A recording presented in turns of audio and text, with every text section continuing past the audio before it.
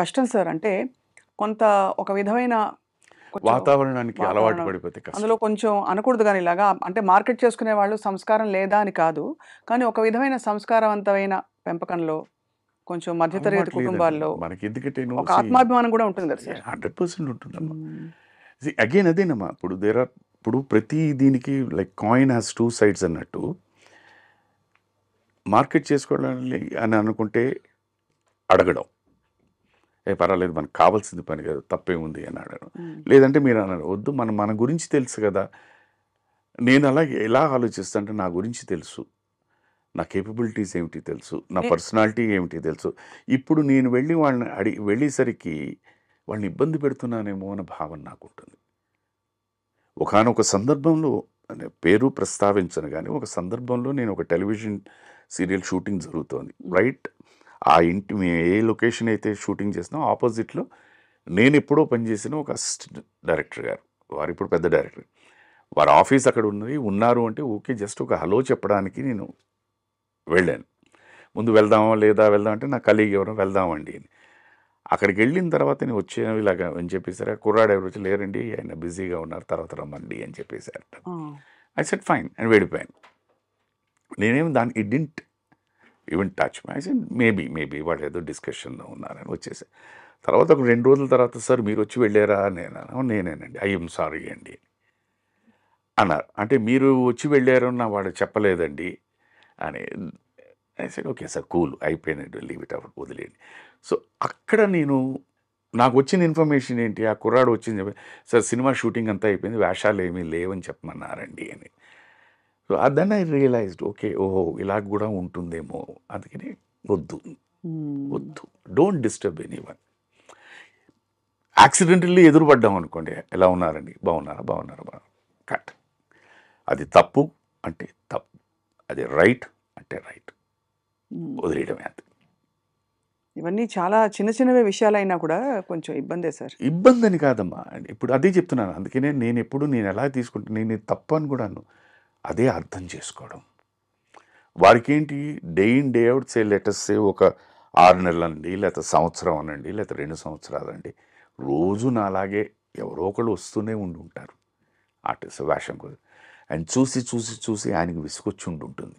కరెక్ట్గా భోంచేసే టైంకి ఇలా ఎవడో వచ్చాడంటే బహుశా ఇదేమో అని అనుకుని ఉంటారు. అనుకునే ప్రమాదం ఉంది. కరెక్టే అదే.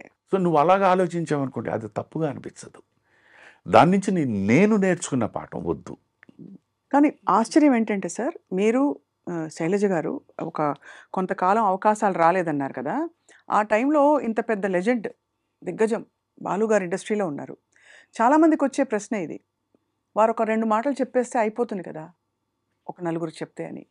అది బహుశా వారి ప్రిన్సిపల్స్కి వారు ఎవరిని ఎప్పుడు చరణ్ గారినే ఆయన ఎప్పుడు కూడా పాడించు అని చెప్పరు. అలాంటిది సార్ని తెలిసిన వాళ్ళందరికీ తెలుసు. కానీ ఈ ప్రశ్న రాక మానదు. బట్ ఆయన కూడా ఇప్పుడు విచిత్రం ఏంటంటే మా ప్రశ్న ఎప్పుడు వస్తూనే ఉంటుంది. మీరు ఇప్పుడు అడిగిన దీని గురించే శైలజ గారు చెప్పారు ఇంటర్వ్యూలో, అన్నయ్య ఎవరికి రికమెండ్ చేయరని చెప్పారు. నేను చెప్పాను సార్ హిమ్సెల్ఫ్ హెస్ టోల్డ్. అవును నేను ఎవరికి చెప్పనండి నా చెల్లెలు పాడుతుందని, ఎందుకంటే వాళ్ళకి తెలుసు పాడుతుందని. అవును బాగుంది కేపబిలిటీ ఉంటుంది వాళ్ళే పిలుస్తారు. బట్ నేను అన్నగా వ్యక్తిగా ఏంటి నా మ్యూజికల్ ట్రూప్స్ నా కాన్సర్ట్స్లో నా చెల్లెల్ని తీసుకెళ్తున్నాను. ఇంతకన్నా ఇంకా ఎక్స్ప్లెనేషన్ ఏం కావాలి చెప్పండి. అది కరెక్టే సార్, అది కరెక్ట్. అంటే ఇది ఎందుకు సార్ అంటే ఏదో టాలెంట్ కోసం అని కాకుండా ఒక బేసిక్ ఒక కెరియర్ ఒక జీవిత సమస్య అయినప్పుడు దాన్ని మీరు ఎలా ఎదుర్కొని ఉంటారా, ఎన్ని ఆపర్చునిటీస్ ఎన్ని ఆప్షన్స్ని ఎక్స్ప్లోర్ చేసి ఉంటారా. 7.5 సంవత్సరాల పాటు అంటే చిన్న విషయం కాదు కదా సార్. ఎలా ఎదుర్కొన్నారు సార్ అప్పుడు మరి? దట్ ఈస్ నేను అగైన్ ఇక్కడ కూడా నేను పాజిటివ్గా ఎలా తీసుకుంటానంటే, ఇప్పుడు both of us cinema industry, నేను ఆ టైంకి రికగ్నైజ్డ్ యాక్టర్, తను కూడా రికగ్నైజ్డ్ సింగర్. ఇప్పుడు మా ఇద్దరు ప్రయాణం ఎలా తీసుకుందాం, ఆన్ వన్ సైడ్ తను బిజీ నేను బిజీ, ఓకే కలయిక or the spending of time చాలా తక్కువ ఉంటుంది. ఇవాళ మా ఇద్దరికి ఉన్న ఈ అవగాహన ఆ రోజు ఉండకపోయిందేమో. ఆ పని లేకపోవడం వల్లే ఇంత అండర్స్టాండింగ్ వచ్చిందేమో. మనిషికి ఎప్పుడు ఎవ్రీథింగ్ స్మూత్గా ఉన్నప్పుడు ఏ ప్రాబ్లం ఉండదు. కష్టాలు వచ్చినప్పుడే నిజ స్వరూపాలు బయటకు వస్తూ ఉంటాయి. అది గనక నువ్వు బ్యాలెన్స్ చేయగలిగితే లైఫ్ ఇస్ స్మూత్. సో బహుశా మా ఇద్దరిని ఈ అండర్స్టాండింగ్ ఇలా ఉండడం కోసమే భగవంతుడు ఇది చేసాడేమో అని నేను అనుకుంటాను. ఇది ఇప్పుడు ఆఫ్టర్ థాట్ సార్. ఉమ్. అప్పటి పరిస్థితుల్లో అప్పుడు అంతేనండి. How did you swim through and మీ తర్వాత మీ ద్వారాలు ఎలా తెరుచుకున్నాయి See, మళ్ళీ? నా బేసిక్గా అప్పుడు ఉన్నప్పుడు ఏవో చిన్న చిన్న వస్తువులు ఉంటాయి కొనుక్కున్నవి. సో ఫస్ట్ మన ఇంట్లో ఏం చేస్తాం, ముందు పెట్టేస్తాం, వన్ బై తీసేస్తాం. వన్ అది అమ్మేయడమో ఏదో చేస్తాం. That's how I went through. That's how we went through. తర్వాత ఏం చేయాలి అని సరే మళ్ళీ నేను I went to Taj Coromandel. మళ్ళీ ఉద్యోగం చేయడానికి అడిగాను, నవ్వారు.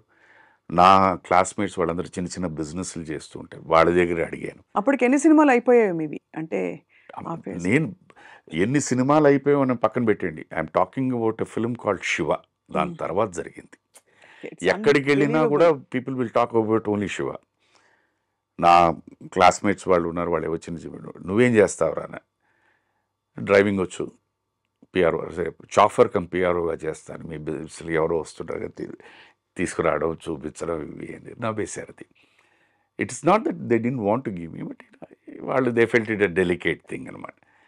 అలాంటి తరుణంలో నిజంగా నాకే కాదు, నాలాంటి ఎంతోమందికి ఎన్నోసార్లు చెప్పింది భగవంతుడు టెలివిజన్ అన్నది ఒక వరప్రసాదం కింద పంపించాడు. కరెక్ట్. ఆ వరప్రసాదం ఏంటంటే నా జీవితమే కాదు, నాలాంటి ఎంతోమంది జీవితాల్ని రోడ్డును పడేయకుండా చాలా గుప్తంగా కాపాడేసింది. అందుకని టీవీకి ఎప్పుడూ నేను రుణపడి ఉంటాను. This is a fact. ఓహో ఆహా అని లేకపోయినా అట్లీస్ట్ ఎవరి దగ్గర చేయి జాచకుండా, ఎవరిని ఏమీ అడగకుండా ఉన్న దీంట్లో మేము వి లెఫ్ట్. That is thing. ఇది ఫ్యాక్ట్ దీంట్లో. ఎందుకంటే నాకు ఇప్పుడు మీరు ఇందాలన్నారు, నేను సార్ దగ్గరికి వెళ్ళి నేను అడగచ్చు, నేను కాకపోయినా ఓకే నాకు ఏదో నామోషి అనుకుని పక్కన పెడతా, తను అడగచ్చు. సార్కి పరిస్థితి తెలియదు, బట్ ఆయన కూడా పెద్ద మనసుతో నేను ఏమైనా హెల్ప్ చేయనా అని అడిగితే వీళ్ళ మనసులు నొచ్చుకుంటారేమో అని ఆయన అడగలేదు. అడగరు, అవును. మేము కూడా ఎందుకు అని చెప్పి ఆయన పరిస్థితి ఆయన సంగతి మాకు తెలుసు కనుక వెళ్తే it is very easy, but వద్దు.